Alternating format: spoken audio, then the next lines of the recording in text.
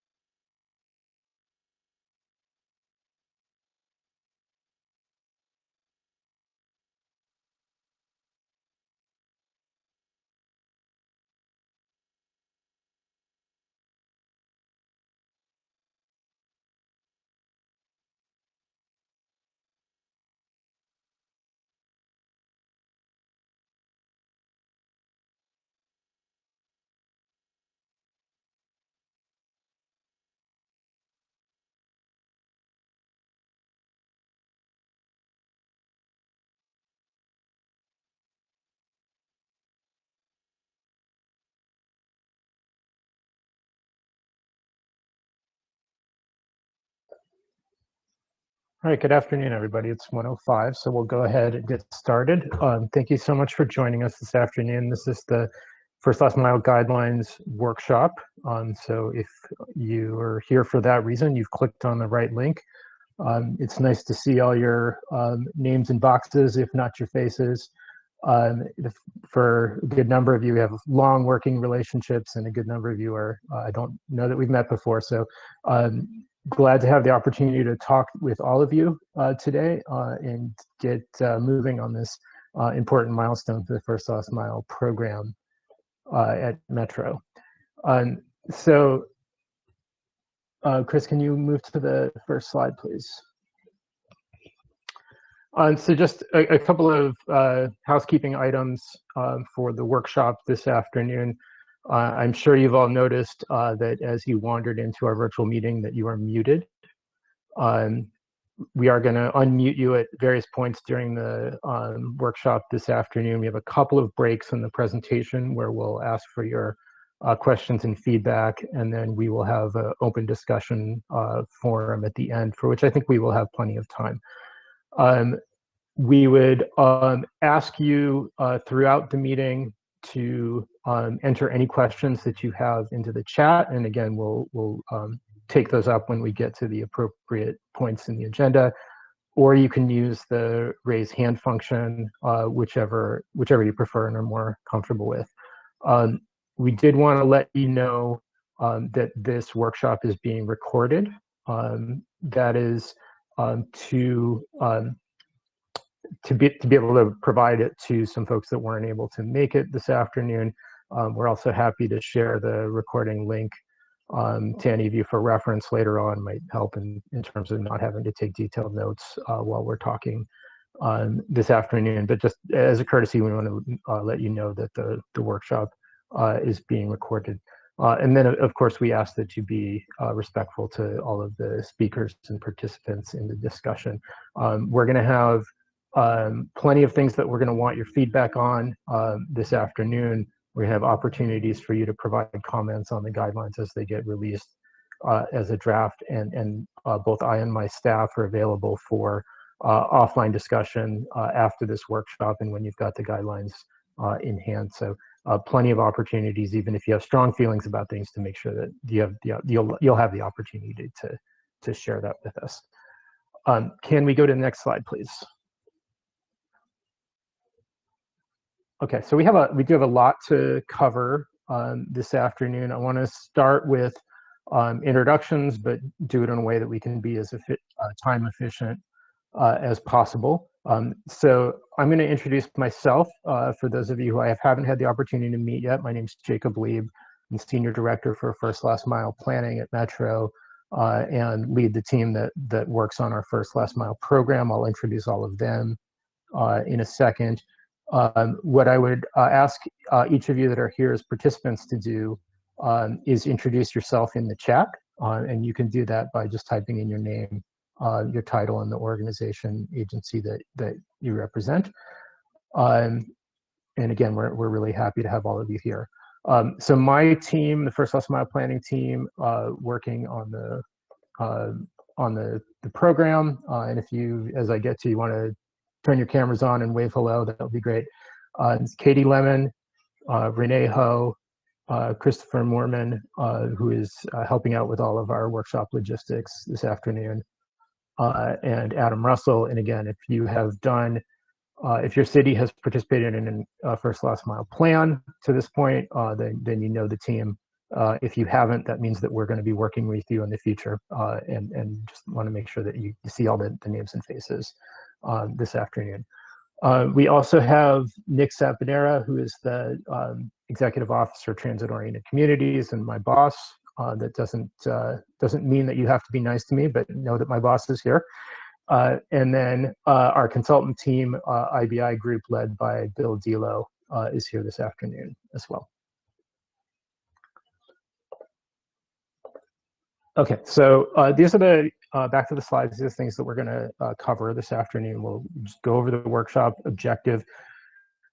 Understanding that, as I said, many of you have been immersed in all things First Last Mile and worked closely with us already on developing First Last Mile plans for stations in your jurisdictions.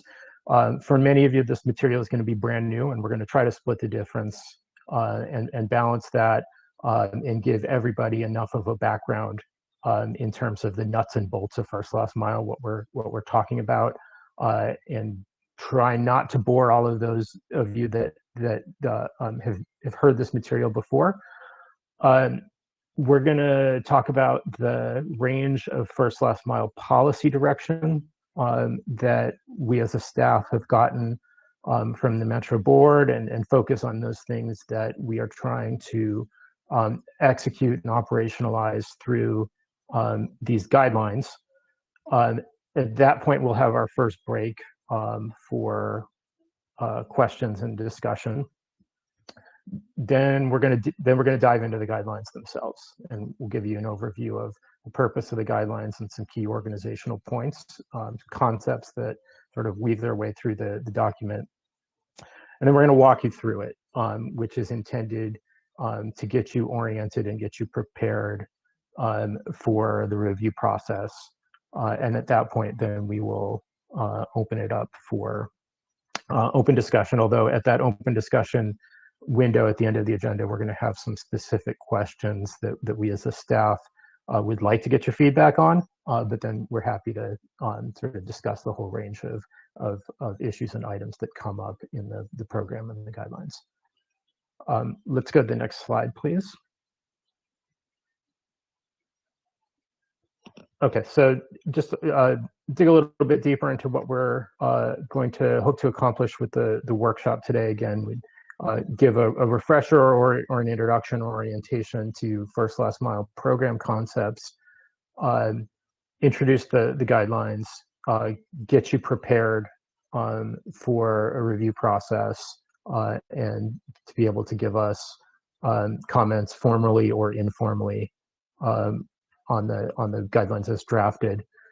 And then more importantly, beyond the creation of these guidelines, we want to make sure that we're starting to establish the groundwork and the relationships for collaboration. I think the key thing that you'll see on the FLM program as it's structured is that it's intended to facilitate a partnership between ourselves at Metro and all of you as cities where there will be new transit infrastructure and the county. And so it requires collaboration every step of the way. So we're going to dig into some of the specifics of that collaboration, which you see reflected there on the slide, and much more so even than like what's in the written guidelines. We want to use the discussion today to start laying the groundwork for that collaborative process going forward. Next slide, please. So just to start on some basics about first last mile and what the process objectives and responsibilities are related to new Metro Transit projects. So our key role as Metro, of course, is delivering new transit corridor projects, including rail projects and BRT projects. Those projects, as they move their way through design and construction, are going to have a number of elements included that are aimed at improving access, safety, and comfort for people going to the stations, navigating from their origins to stations and then to their ultimate destinations. Those things include bike parking. They include the facilities for bus rail transfers. They'll include plazas with seating and landscaping. They could include other things that we'll talk about further on in the presentation. Those things are a given. They are part of our core responsibility in delivering the transit project. Other things that we're clarifying in the program guidelines have to do with the things on the right-hand side of the slide, which are that there could be instances when a transit project is disrupting an existing active transportation facility, like could have rail that perpendicularly crosses a bike path. And there could be situations where as a project moves through its design stages, where we might be looking at some discontinuity, like a sidewalk or a crosswalk doesn't line up with the station entrances. And so we're clarifying in those guidelines that if those things happen, that's our responsibility to address them. And that's been an important reassurance for our board and something that we thought was important to establish as a baseline of responsibility and commitment for transit project delivery. Let's move on to the next slide, please. And then Also, we wanted to talk with you because this is a rather unique gathering of essentially all the cities and the counties and the county that are going to be getting new transit stations and transit projects within your jurisdictions. And we wanted to make sure to set some context around First Last Mile as part of a larger suite of programs and initiatives in transit-oriented communities. And it's just, we don't have a chance to talk to all of you in the same place at the same time very often. And because First Last Mile is part of this larger suite of efforts, we wanted to give you a little introduction here as well. And I think we're happy to entertain questions about transit-oriented communities generally. But some of the things that we wanted to relate to you is that the Metro Board approved a TOC policy in 2018. The purpose of that policy was to define transit-oriented communities and to define activities that where Metro leads and how we can use our resources and influence to result in communities around transit stations that are supportive of transit and transit riders. When we partner and support you and other stakeholders to those same ends and objectives. So the policy is very broad. It creates those definitions and establishes a vision for transit-oriented communities. The key thing that it asked for as far as follow-up is a TOC implementation plan, which was completed just last year and starts to lay out the operational steps that we take to support you in achieving that larger vision. So that includes a TOC grant writing assistance program that is going to launch later this fiscal year. It includes a TOC technical assistance program that's going to allow jurisdictions to apply for up to $200,000 for work around affordable housing, community stabilization, responding to your RENA numbers, and active transportation, which is related to what we're talking about today with First Last Mile. And then the last key thing that we're doing is across the board with all the coming transit projects is a TOC corridor baseline assessment, where our team is going to be doing an analysis of the conditions and supportive policies that help a community get ready for this new investment that's coming. So that's a really key part of the overall transit-oriented communities initiative. So as I mentioned, if you have questions about that suite of activities or need more information about them, feel free to put those into the conversation today, and then we can also follow up offline about those items as well. Let's go move on to the next slide, please. So First Last Mile, as we talk about it at Metro, is something that has evolved over the course of now about 7 years, starting with the First Last Mile strategic plan from 2014. What that plan did was really make the case for why we as an agency should care about access to and from stations, why we should take an interest in the streets and infrastructure that people are using to get to and from stations. And it also created a planning methodology, gave us step-by-step how we should look at the conditions around any transit station, assess what's going on there, and develop a slate of improvements to get at access and safety around stations. That gets followed up in 2016 with the Active Transportation Strategic Plan, which is a broader umbrella policy for investment in active transportation around the county, and the First Last Mile board motions, which we'll talk about more in a minute, but really it's the direction, the impetus for First Last Mile program at Metro. And then the last few years since 2017, we've been doing two things. We've been developing the guidelines that we're going to be talking about this afternoon, and we have been hard at work with a number of you on developing a corridor-specific or station-specific First Last Mile plans. And so we've now completed plans for 50 some odd stations, both on the existing system and on new upcoming transit corridor projects. And we've learned a lot along the way that inform the development of these guidelines. Let's go to the next slide, please. So just to get more specific on what the policy direction is and what the guidelines addresses in terms of those policies. So you see 6 items on the slide here, some of which have to do with a planning role for Metro for stations on the existing system, a technical assistance and funding assistance role for those same existing stations. That's what you see in gray on the bottom of the slide. And those things are part of the larger First Last Mile program, but are not what we are addressing with the development of these guidelines. So we got some specific direction, which are the things that you see on the top with the yellow background, that all have to do with the integration or incorporation of First Last Mile into the delivery of new transit projects. So there's a broad statement that says, do that, integrate First Last Mile into new transit projects.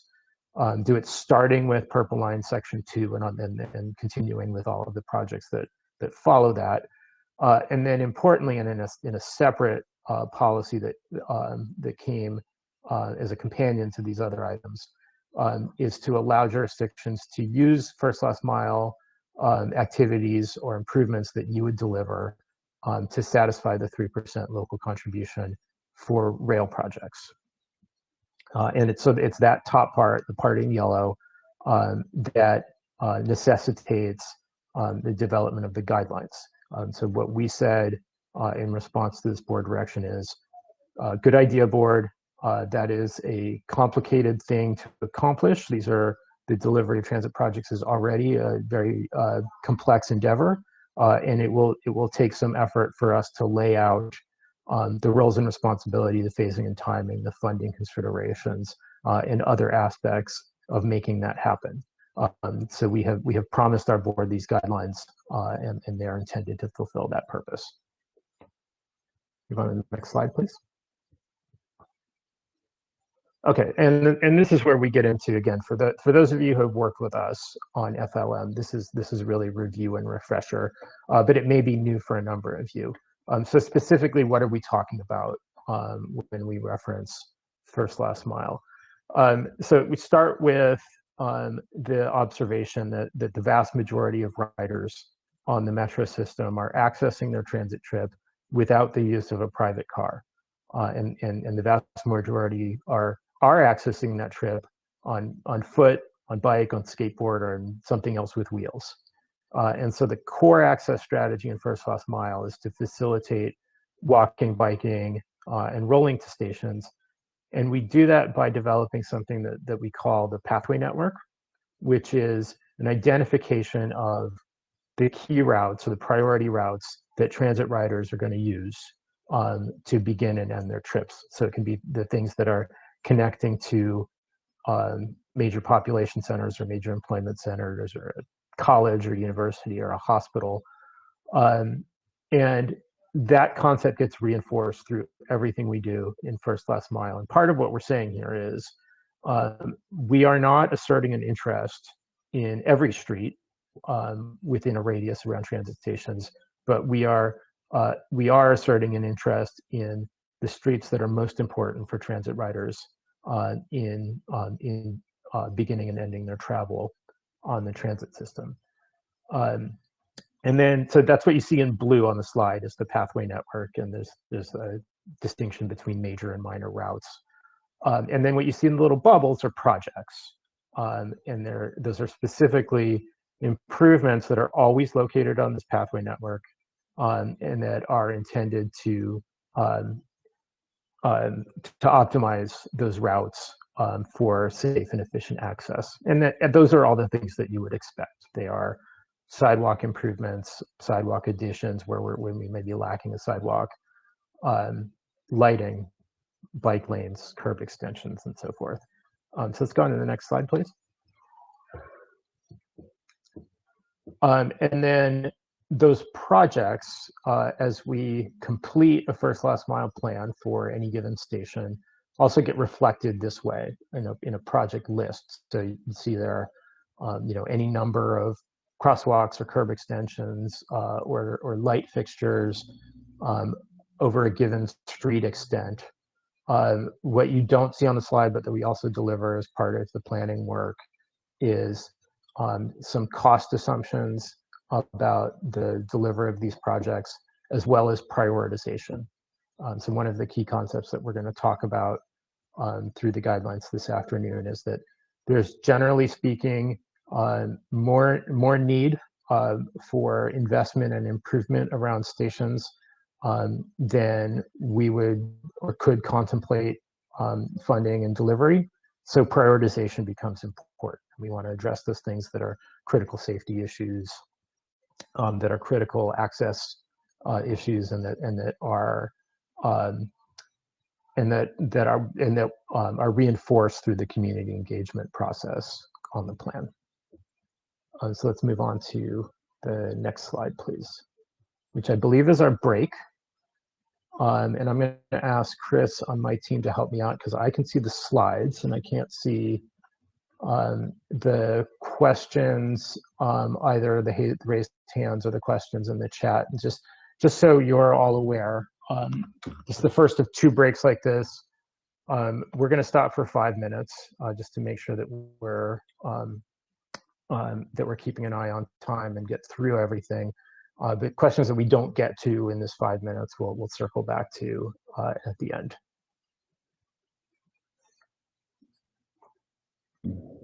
I do not see any questions in the chat, and no, oh wait.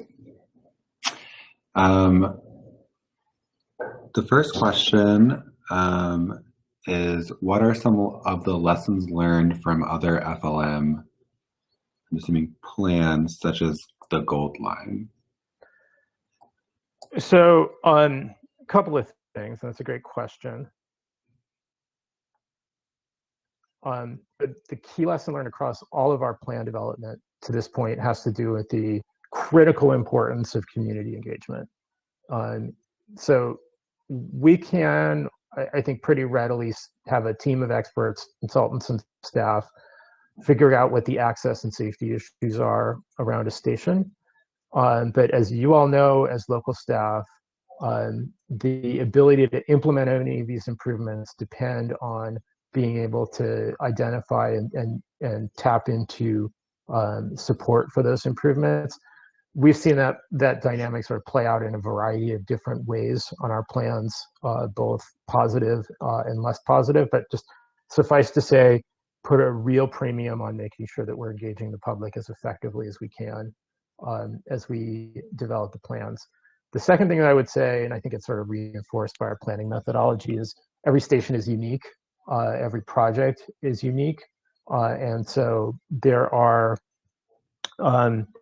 various ways that plays out in terms of plan development and plan methodology, but we try to be as location and context sensitive as we can be in process, in the types of projects that we identify, and so forth.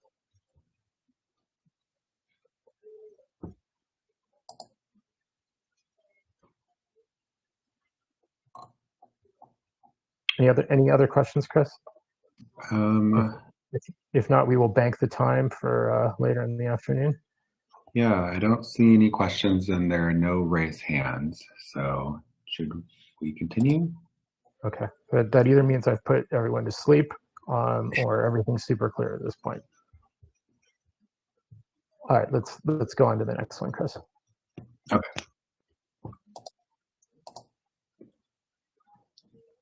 Okay, so we're going to spend the next part of the presentation on starting to dig into the guidelines and how they're structured and what they say. So again, purpose of the guidelines is that implementation of first last mile in tandem with new transit projects is going to be a partnership between ourselves and yourselves. And so the guidelines are intended to define what that partnership is and what the terms will be.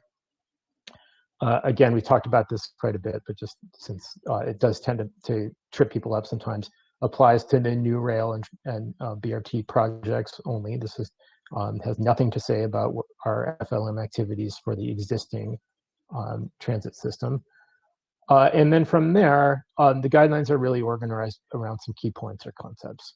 The first is that Metro's role is to initiate, and you'll see this in some detail, but the idea is that that we, Metro, and my team are playing a lead role in in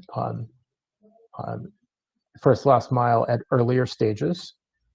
And then as we move through the timeline or the continuum, there's a handoff.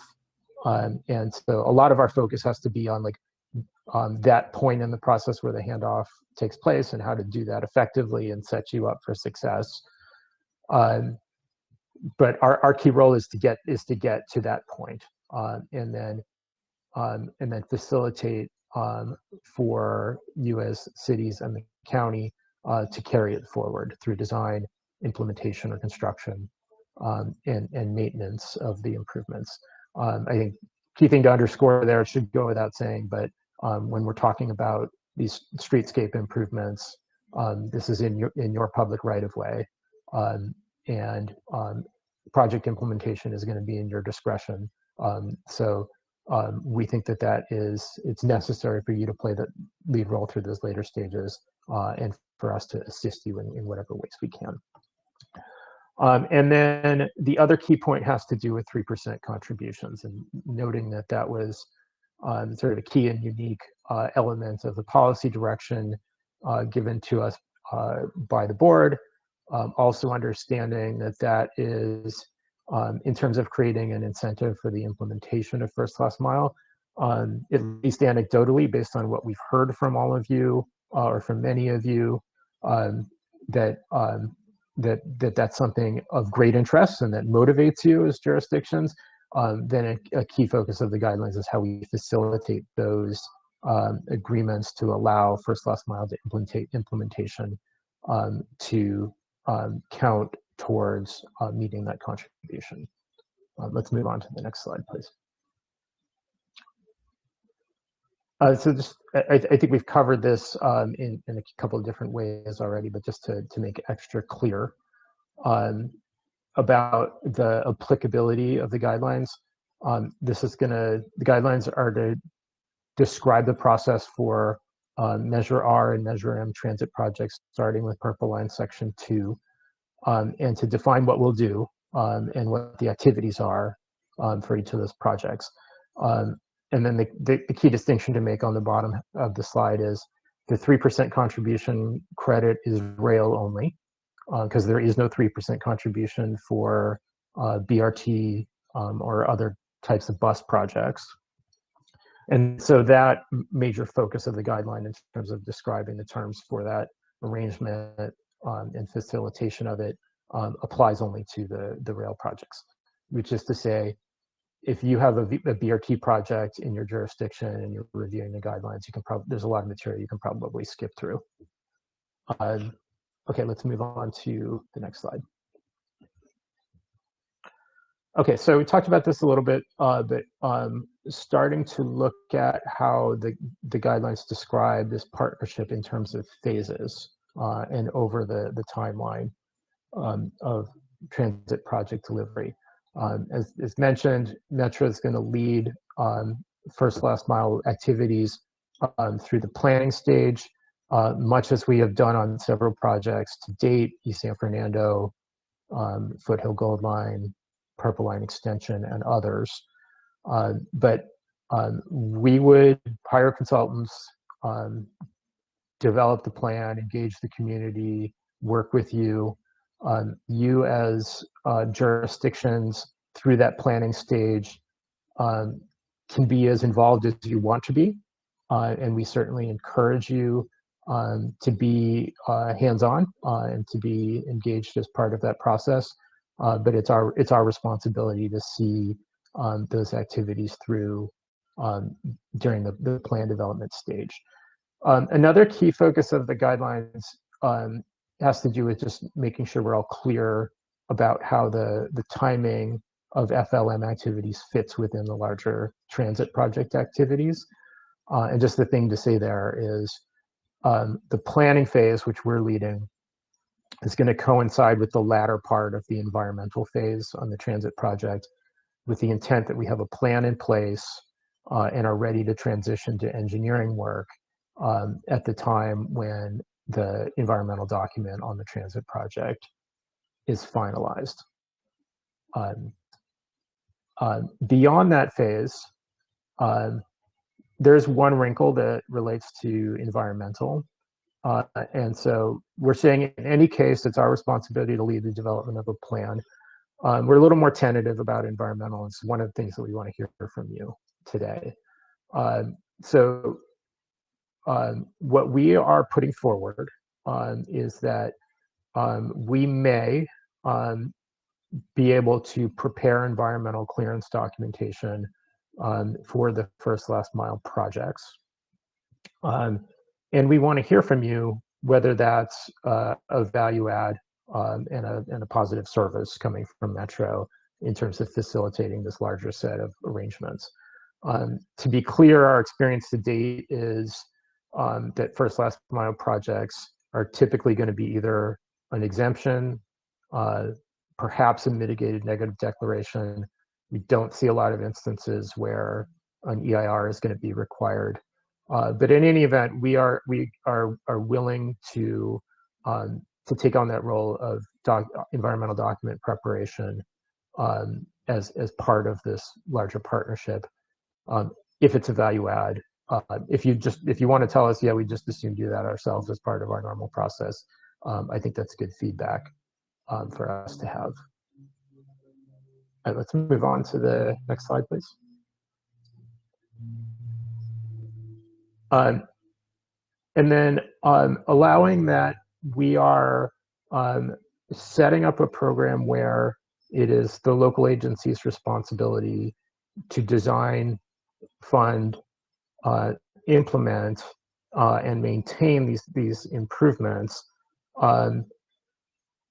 It's also incumbent on us to describe and lay out what kind of support we're giving through that process, particularly for funding. And so the key thing we've already talked about a little bit is facilitating the 3% contribution arrangements. We think that's going to be kind of the core strategy, at least for the rail project cities, in funding first last mile improvements. The next piece is we're going to do everything we can to maximize access to grant resources with a focus on state resources, because that's where most of the funding currently is coming from. So we have an existing and very successful grant assistance program where we hire and manage a grant writer on your behalf to go after these funds.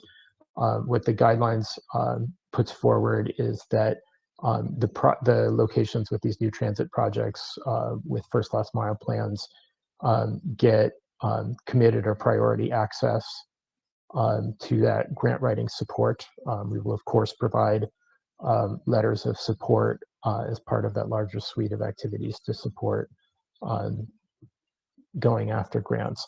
The other thing that we've seen, just I think bears mentioning, is that the plans that we've developed to date have been quite successful in terms of setting cities up to be ready to go after grants. So we've seen about $60 million awarded through various programs that are associated with Metro developed first last mile plans, and it's just plans we've developed since about 2017.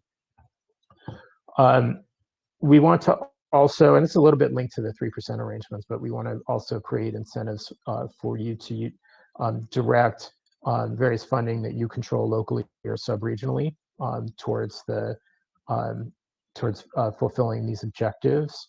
And we want to hear from you in terms of like what makes for an effective incentive there, and I'll circle back to that when we get to the open discussion part of the agenda. And then the last thing, I think, we get asked routinely, and I think understandably, what kind of direct funding is Metro going to provide for the implementation of these projects. What the guidelines is establishing there is that we have essentially one appropriate standing discretionary funding program for the implementation of first last mile improvements. That's the MAT program, the Metro Active Transport Program, and that for which we just executed the first funding cycle, funding 16 FLM projects around the county. For future cycles of that program, we would be pursuing prioritization for the project subject to the guidelines associated with new transit stations. So that would be the direct Metro funding piece for implementation of this larger program. Let's move on to the next slide. Okay, the other really key concept that you find sort of filtering its way through the guidelines is this issue of project definition and boundary. Started to talk about this a little bit at the beginning. I was talking about the core things that Metro is responsible for. But the thing to explain here is when we design and develop a transit project, there's going to be a project boundary. That boundary is going to be unique to every station, established through the design process. It's large enough to contain all of the infrastructure that we need to build and operate the project, including construction staging. Often within that project boundary, there will be FLM or FLM type elements, which are largely under the heading of streetscape restoration. So if we tear up the street as a function of building the project, we have to put it back. We have to put it back up to current code. And then everything that happens outside of that boundary on these pathway networks that we talked about for access to the stations is defined as first last mile, again, to be initiated by Metro, but delivered as a parallel local project. So that's the definition piece. But the other important piece that filters through the guidelines is the boundary discussion. And that has to do with what happens where these two parallel projects meet.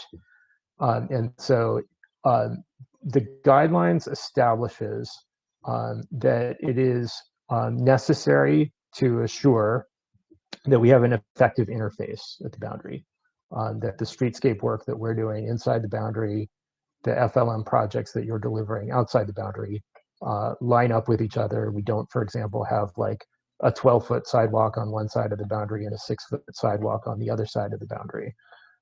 And so what we describe in the guidelines is a coordination process that's focused on the design stage of the projects, where there are cross-team reviews for the transit project and for the first last mile work that are focused on the interface, and that it's all intended to result in this effective interface or seamless interface between the two parallel projects. Let's move on to the next slide. Okay, so this is, we're arriving at our second break for questions. And again, allotted 5 minutes for this. And Chris, please help me out in terms of recognizing any hands or written questions in the chat. We have a written question in the chat. What are the daily ridership numbers? From Raphael. Not sure what that's related to. Yeah, I'm not. Yeah, Raphael, maybe if you could elaborate. I'm not sure what the question is getting at, but happy to circle back to that if you can clarify a little bit. We do have a raised hand. Okay. Let me unmute I'm going to try to toggle my screens so I can see you without losing the presentation. Stephen Mateer, could you unmute yourself? Sure. Hey, Jacob. Hey, guys. Question for you on the environmental clearance. I think I think as a city that's gone through the first last mile planning, that would be a really good add for us. I guess the question would be, would Metro support the cost of going through like 10% design so that we could fill out the PES form for Caltrans? Or I guess what level of support would that include? That's a good question. Thank you for asking that. So I think we would be open to your feedback on that. I think you're familiar from doing the Foothill plan together with how far we typically go in the planning stage. And so we're doing concept plans, project descriptions, ROM costs, some level of feasibility analysis. If it is a particularly strong value add for us to go a little bit farther, and I would say particularly to get at things like key deliverability challenges and better or more reliable cost estimation, I think that is good feedback for us to have. So I would pose that back as a question to you. Yeah, no, I know Glendora, we spent about 50,000 to go from the first last mile concepts to get ready for the ATP applications. Okay. Oh, and that did not include the environmental analysis. That was just to, complete the refinement, get it to 10% design. So, yeah, to your point, I think that would be good for a number of reasons, and I think also too to continue the momentum and the discussion around those projects. So there's not like a drop off for the public. Gotcha. And I think that would I might like to follow up with you offline just for some notes on what Glendora did. Sure, absolutely. All right, thanks, Stephen. Raphael clarified his question. He was looking for daily ridership numbers for the Gold Line extension, provided additional ridership. What is the current daily typical ridership? Again, thanks for clarifying the question. I don't know that we have that information to hand, but I'm happy to follow up offline and get that to you. And we also have a raised hand from Karen Lee from the city of Artesia. I'll go ahead and unmute you, Karen, if you want to go ahead and unmute yourself.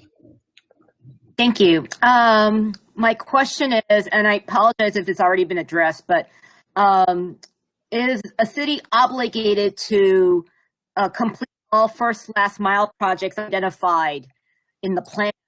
Not every city, can take advantage of all the funding opportunities. So, what I guess I remember from a technical advisory committee meeting for the West Santa Ana branch that cities are not obligated to do all the first last mile projects. It's just that it's there when we're ready to do them. Thank you for asking that. So I would say that's one of those things where like me and my team are so immersed in thinking about this stuff every day that it doesn't occur to us to cover some very basic points. No, you're not obligated to implement the first last mile plan. The guidelines altogether is intended to provide some effective incentives for you to implement first last mile plans. We are on the hook to our board, who has this vision of safe and effective access around the stations and in place on opening day of the transit projects. But we absolutely understand both, this is your right of way that you have discretion over, and there's nothing that we can do to force you to implement projects.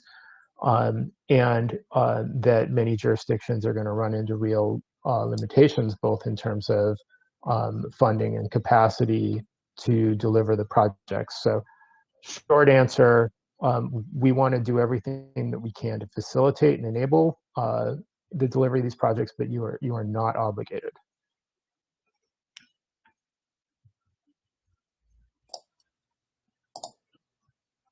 Anything else, Chris? I don't see any more questions in the chat. Or I have a question or a raised hand from Stephen Mateer again. Okay. Stephen, if you could unmute yourself. Sure, thanks. So I guess this is more on the second slide or second area of questions to talk about. Does Metro review the construction plans, or who has oversight for reviewing first last mile improvements that maybe either Metro or an authority is building? I mean, I guess is there any oversight or enforcement, or how does that work in practice, I guess? So I think we'll get to that, and if we don't get to it in a way that answers your question, let's maybe circle back at the end. But this is also, I think, a good point to say that Foothill's a little unique in terms of having a construction authority that's delivering the project and not having Metro in that role, and also in particular because for Foothill project and for the 5 LA County cities involved in that project, there's a pre-existing funding agreement that deals with sort of many of the terms of partnership, particularly for the match contribution on the project. So I just want to make sure we get that point out there as well. Oh, for sure, yeah, and I'll just add too. I mean, the Gold Line's been great working with us, so it wasn't a shot at it. I was just curious, kind of how where the oversight comes in. So yeah, and yeah, let me try to deal with that in the upcoming slides. And again, if we don't get there, let me know. Okay, thank you.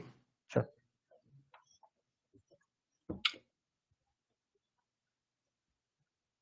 Anything else, or should we charge ahead, Chris? Charge ahead. I think we're at 5 minutes.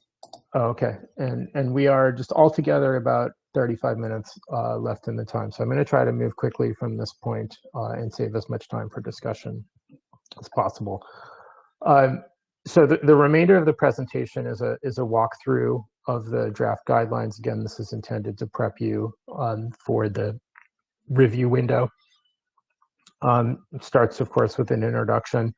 The core of the guidelines document is phase-based, and again, intended to make clear what's happening at each stage of the projects, but also how those activities nest within the larger transit project.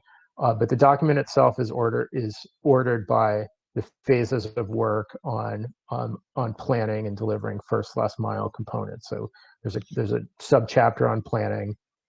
There's a subchapter on environmental clearance, preliminary engineering, and implementation. Let's go to the next one. Again, as mentioned, bus rapid transit projects are quite a bit different in terms of the program setup. So there's a separate chapter dealing with BRT projects. Essentially, what it's going to say is that Metro, like the rail projects, is responsible for delivering a first last mile plan. We're also committing same level of grant and technical assistance for jurisdictions to seek funding and implement those plans. There is not a 3% contribution, so all of those partnership terms and arrangements don't apply.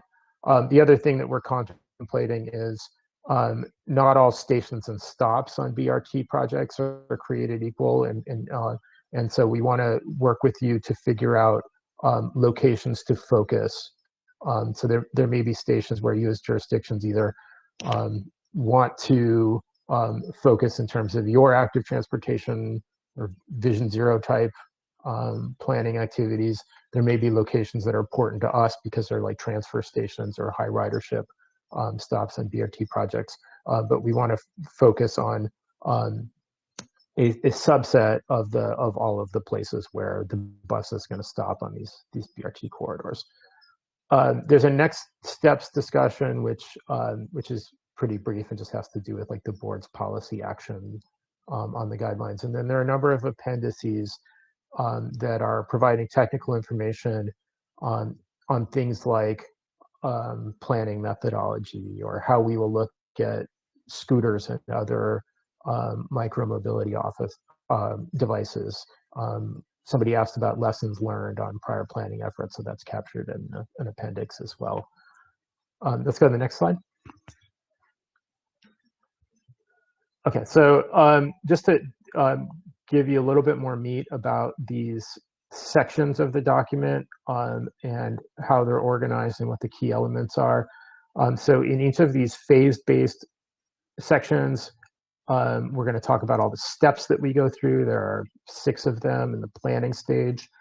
Again, for the planning stage, Metro is the lead, but we're going to talk about the roles and responsibilities both for different departments and teams at Metro, and there's a number of them involved at this stage, as well as for you and for other community-based stakeholders and institutions and so forth.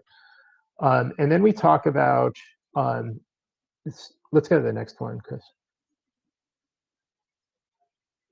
So then we talk about key products and critical actions. This happens at the end of each of these phase-based sections, because really the emphasis here is like, what do we need to accomplish? What do we need to have in place in order to move on to the next phase?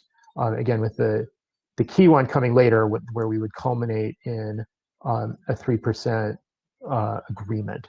So the work products for the planning stage are going to be the pathway network, the project list, the costs, a prioritization or selection of key projects that we think are the most critical ones for safety, access, and to be responsive to community input. At this stage, if we are working with you towards a 3% agreement, you have the option of asking for a letter of no prejudice. So, and then the critical action here is going to be this to agree on some cooperative terms for the remaining phases of the work. Because again, there's going to be a handoff at this stage, but we still both have an interest, particularly in the coordinated or collaborative design process around the project boundary. And so getting to the some agreement on those things and having some at least preliminary commitments in place at this stage is going to be necessary. Let's go to the next slide. This is what those cooperative terms look like as written out in the draft guidelines. We would be asking for your agreement to deliver specified projects. So you'd be looking at that project list and prioritization and telling us which ones you're intending to deliver. I think at this stage, at the conclusion of planning, we would look at that as tentative commitment and subject to the remaining analysis and phases. That you're taking on responsibility for design, construction, and maintenance of those projects. That we have a review role through the design stages. That review role also covers the cost estimating, that particularly at the 30% milestone and before we get into a 3% agreement. That we would have the review that is focused on the boundary and interface issues. We would be asking you for some assurances around timely delivery. I think you would look at those as being akin to the timeliness requirements that you would see in a grant program. But we would also allow for some flexibility because if you're taking over projects with minimal design and you're going to uncover feasibility issues and so forth, we understand, and there's going to be flexibility there, but we're going to want to work within the overall goal, which is to deliver the projects when the transit project is at its opening day. And then we'll agree on who's going to lead their environmental review, like we talked about. Go on to the next slide. Okay, so moving on to the next phase, and they get a little less weighty from here, but the environmental clearance phase, again, as I mentioned, this is the roles here are optional. You can do it, we can do it, we intend to reach a designation of who's leading that work on a case-by-case basis. The objectives of that phase are pretty obvious. let's go to the next slide.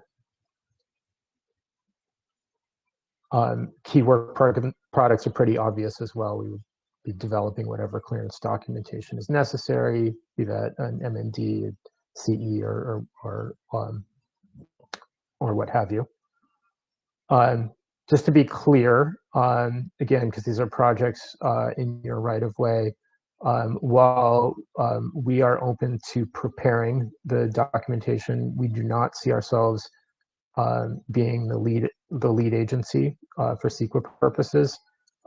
So for us, that's akin to like our highway program. We prepare environmental documents for which Caltrans is the lead agency routinely. But in any event, we think you would be the lead agency as the entity owning and operating the right of way. The other critical actions related to 3% are listed here because this is concurrent with the preliminary engineering or 30% design work. So I'll circle back to those items. Let's keep moving, Chris.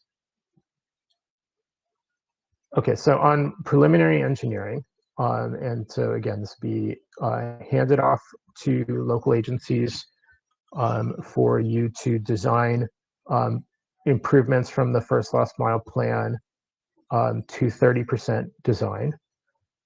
This is necessary for all the normal reasons that you would design transportation projects, but particularly in order to finalize the eligibility for counting these things for the 3% contribution. That's part of our rules and guidelines and ordinance language related to our funding sources, that we need to establish the 3% contribution based on costs at 30% design. So that milestone becomes particularly critical. And again, as we mentioned, this can and would typically run in parallel with environmental clearance. So if we're doing environmental clearance work and you're doing preliminary engineering, that's going to require some additional coordination that would need to be spelled out in the cooperative terms that we discussed a few minutes ago. Let's go to the next slide, please.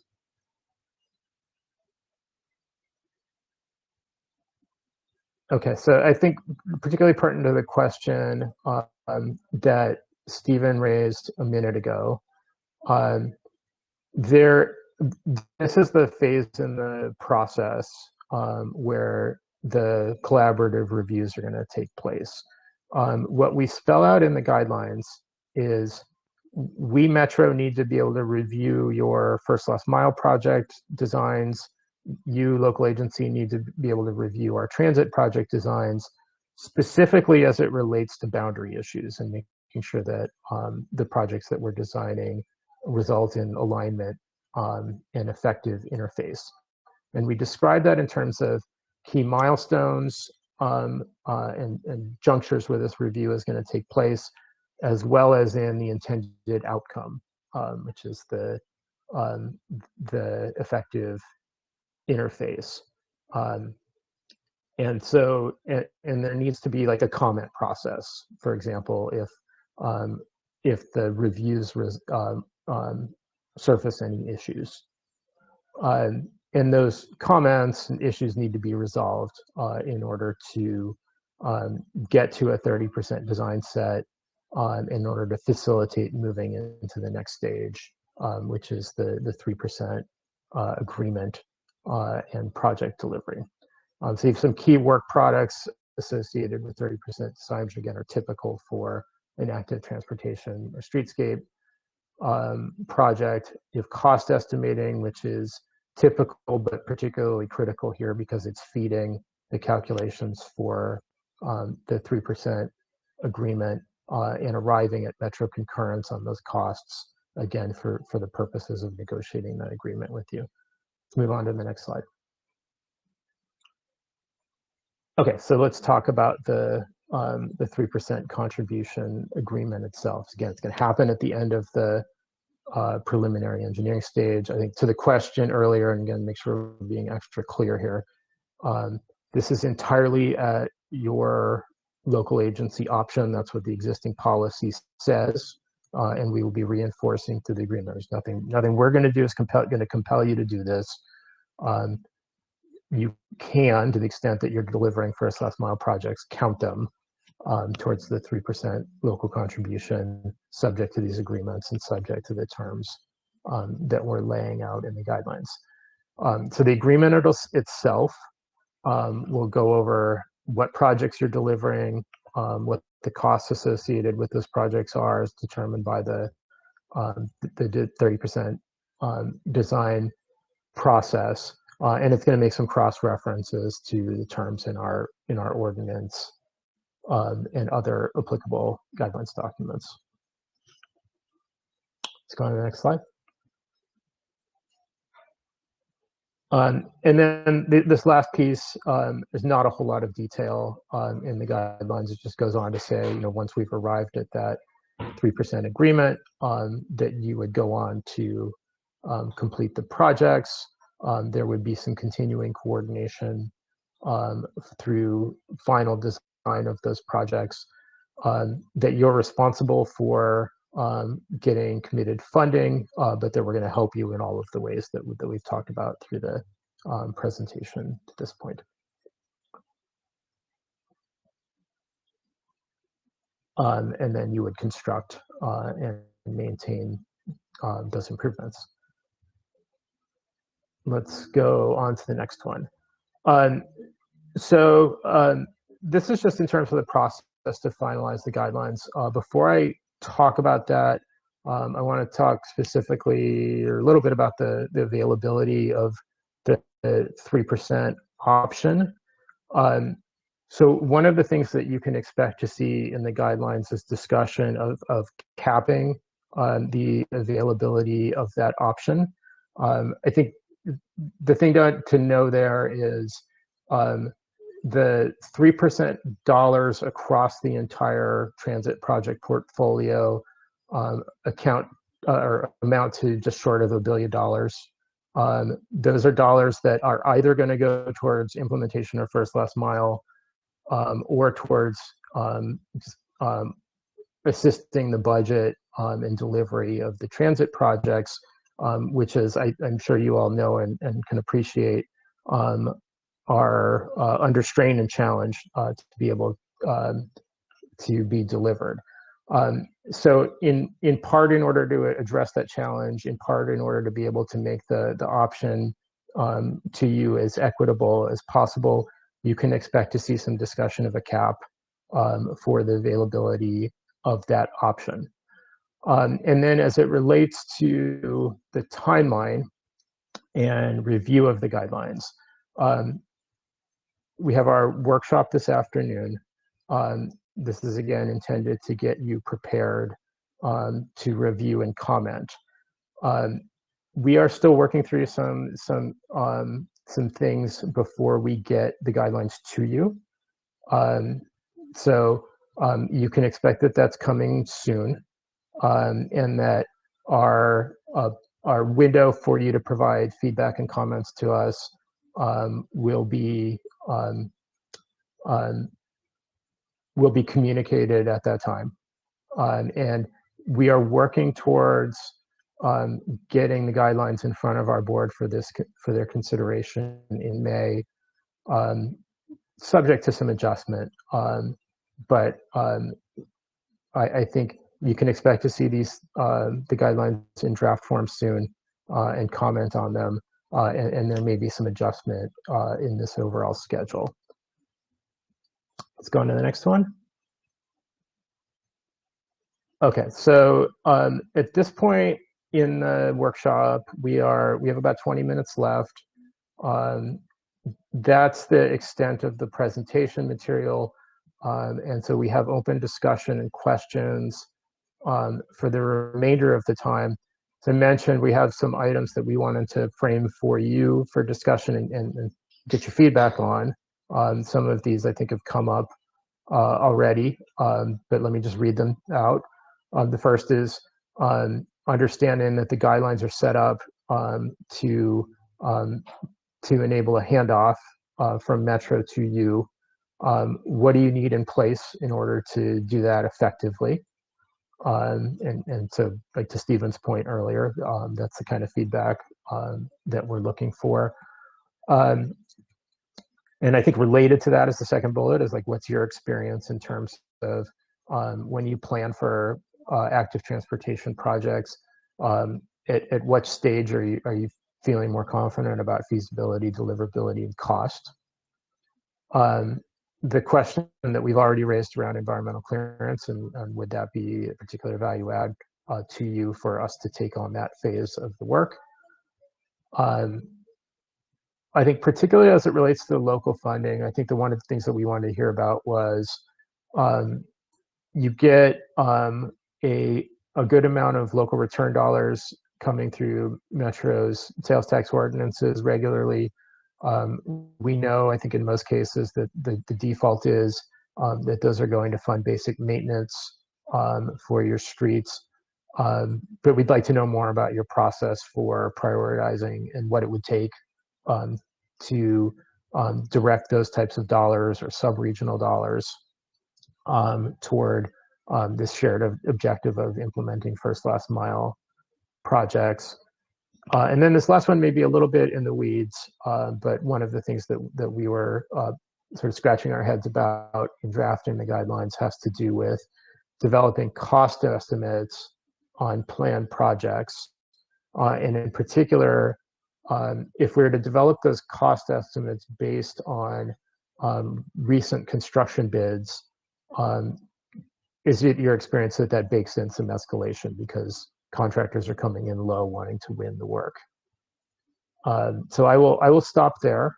And again, happy to get your feedback on any of these questions or talk about anything else that's come up through the presentation.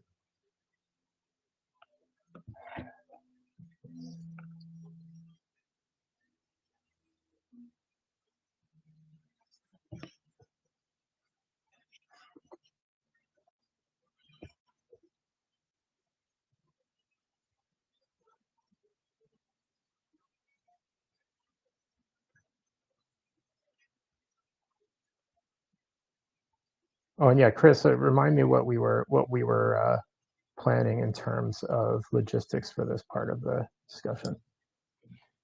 We were planning to have live question and answer on the screen. So typing out the answer. So you've got the discussion questions to you, and again, open floor to ask anything of us, and our team is going to take some notes on the screen.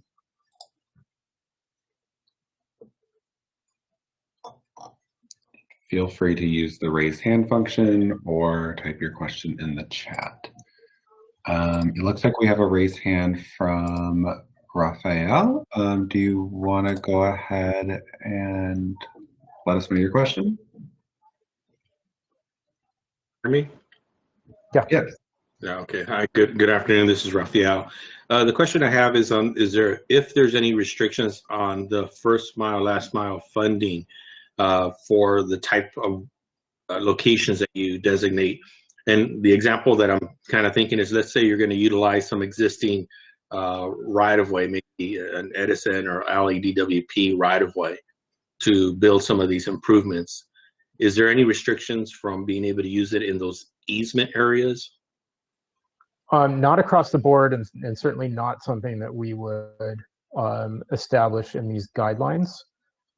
So the key thing as it relates to facilitating first last mile delivery and you're being able to take credit for it is it's got to be in the first last mile plan that happens at the outset of this process. And that's why it's, while we don't require it, we think it's really important for cities to be hands-on and engaged in that part of the process. If in the course of doing that plan, we identify some specific project or improvement that would be good to have like on a utility right of way or something other than a public street, we think at that time it's important to start to unearth like what the feasibility challenge is and third party openness or lack of openness to those projects. So short answer is no restrictions. sort of has to get parsed out within the planning stage in order to enable that. Okay, thank you. Sure, thank you.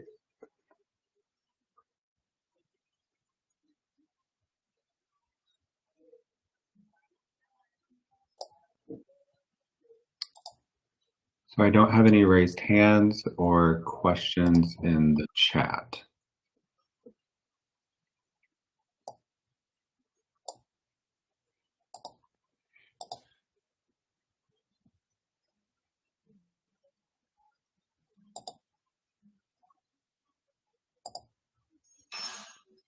I see Stephen just put up his hand. Yes. Okay, Stephen, can you unmute yourself? Sure. Sure, thank you. I guess this is related to the incentives on local funding. My question is, with the MAP program and I guess the ATSP, is there going to be periodic updates to include the projects as they move forward into the ATSP so we're eligible for MAP funding? I guess my concern here is that, we have the first last mile plan adopted, and I know we weren't eligible for the first round of MAP funding. So I guess to help us with that, I think that would help us sell to our council to allocate that as that, we'd have a lot more options for funding than just ATP. Yeah, good question. And let me provide a little bit more background for other folks that may not have followed that funding process. So MAT, again, is the Metro Active Transport Program. It's the discretionary competitive funding source for active transportation and first last mile that Metro controls. And what Stephen's referencing is we did have our first funding cycle with projects selected at the beginning of this year. And that cycle within the eligibility criteria was focused on existing stations and did not allow for the projects that we're talking about today, the new transit corridors and new stations, to be able to compete to get their first last mile implementation funding. So to your question, I would look at every MAT funding cycle as subject to its own considerations and set of criteria.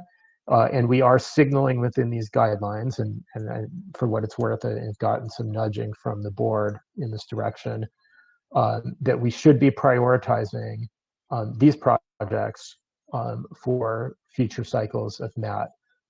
So that there'll be some language to that extent in the guidelines. The caution is that is also subject to future board consideration, like the next time they approve criteria for MAT project selection, which we would expect to be about 2 to 3 years. We can't like tie their hands and force them to prioritize anything in particular, but that is the intent.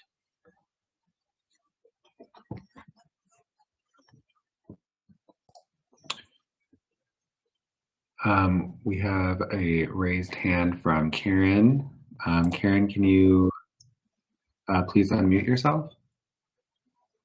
This is not a question you can answer now. I just want to know if are you giving some consideration for projects that may be co-located on a right-of-way with the rail project? I'm thinking about, there might be opportunities for the West Santa Ana branch where there's, enough room to share the right-of-way with the bikeway.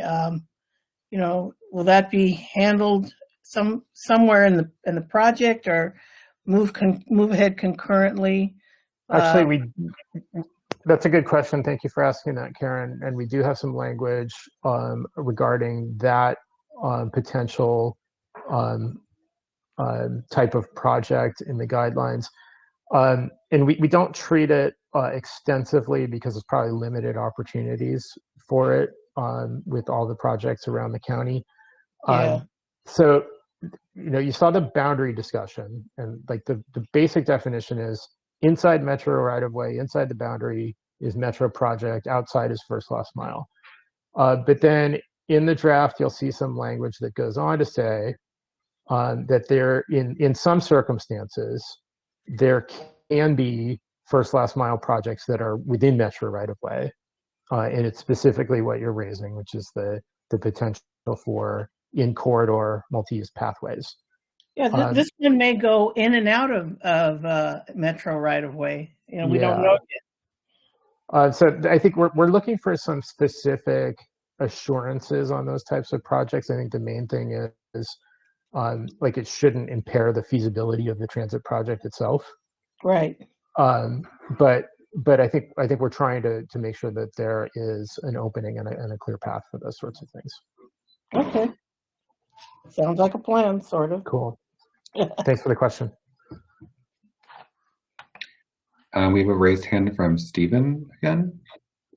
Oh, yeah. So I think I mentioned this earlier, but yes, to your answer your question about the environmental clearance, that would be a huge add-on. I think that Okay.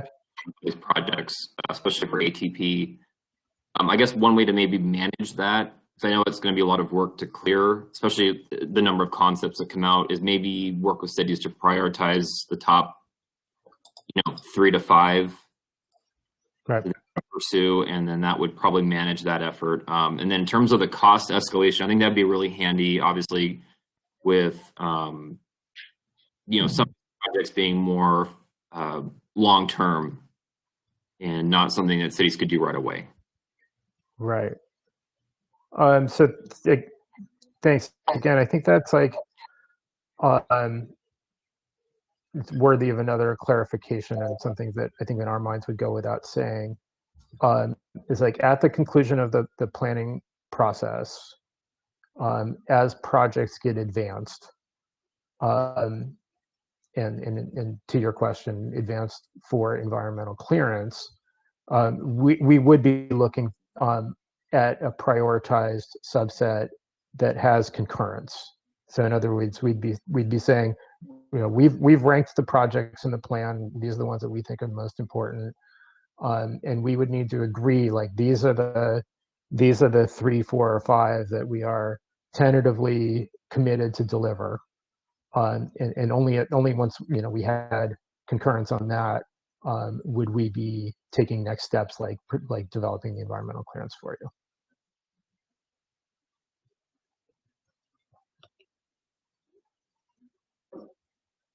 But I just reiterate, Stephen, since I think you've done a lot of what we're contemplating here with Glendora in terms of advancing designs from projects that have come out of FLM plans and environmentally cleared them. I will follow up with you to get sort of detailed notes on level of effort and steps that you've taken, because I think that's really valuable for us to hear. Sure. And I think one other point, and I don't know if this is relevant or even appropriate at the time, is I would just say for Glendora, one of the things that's really helped us advance is to do demonstration projects. I know SCAG has some funding for that, but that may be something to consider too. Maybe as a later on phase of this, is some reserve funding to do demos in some of these cities. Okay, that's a good idea.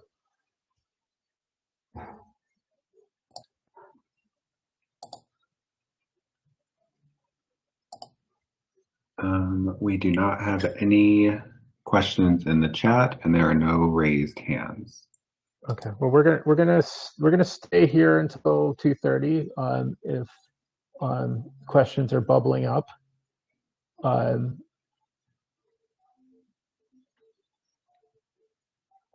we have a raised hand from Leslie Scott. Go ahead, Leslie. So I did put something I thought in the chat. Anyway, it's a general question, and I am sort of late to the game on participating, but I am representing the city of Redondo Beach, which will be along the green or sea line alignment. So I just had a question on the role of the COGS. So in our case, the South Bay Council of Governments. As far as maybe sub-regional funds or even the 3% contribution? So good question. I think it's highly sort of case by case in terms of involvement of COGS through any of these planning or project development stages.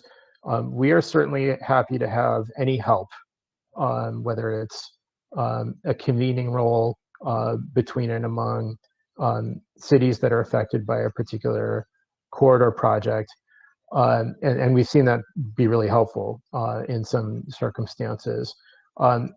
as it relates to funding and MSP dollars that COGS distribute, yeah, that can be really critical. And we've seen that play out, I think, particularly in the San Gabriel Valley with the Foothill project, where a number of the FLM improvements that came through that plan were then subsequently able to get funding commitments through the San Gabriel Valley MSP. But in terms of, like, you know, what it takes for your COG to move through that decision-making process, I think, you know, I'd certainly defer to them on those questions. But yeah, it's a great funding source. It's clearly eligible. The COGs are in the driver's seat in terms of how those funds get allocated.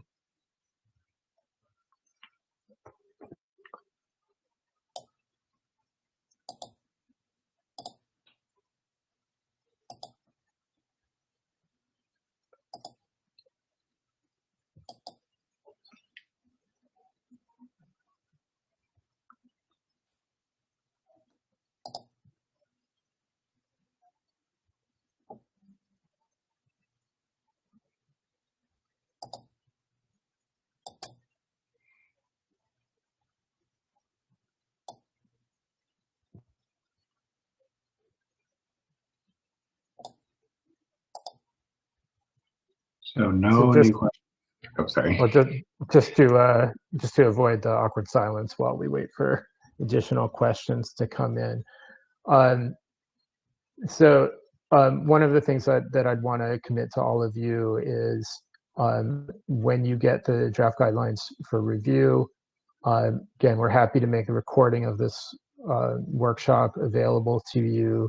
We're happy to have any one-on-one conversation to help facilitate your comments.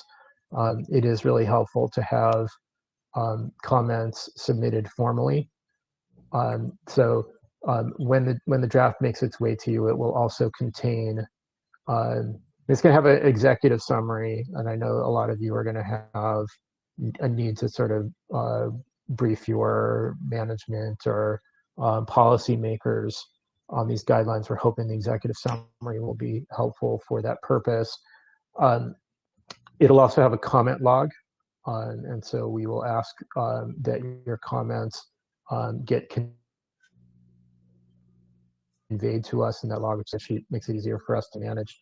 But we want to be helpful to you through that process. So the workshop is the main thing for us to communicate to you and get you prepared, but we're happy to follow up separately with any of you.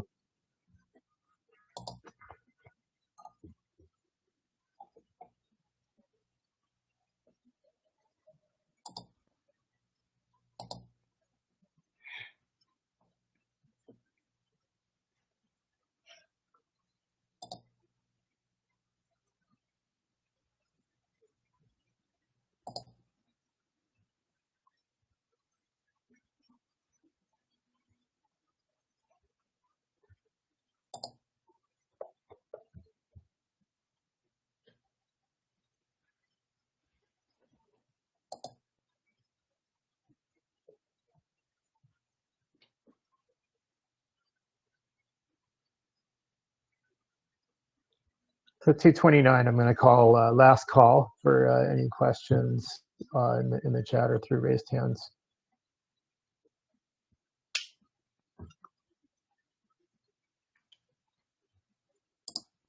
So question I just saw pop up in the chat from Lisa Levy-Birch. Will you be sending out the presentation in addition to the recording being available? Yeah, we're happy to do that. We'll just go ahead and email that to everybody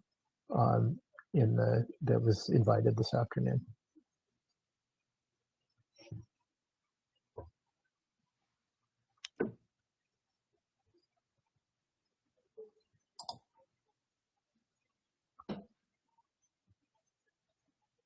All right, so it's 2:30. Again, thank you all so much for spending a chunk of your afternoon with us.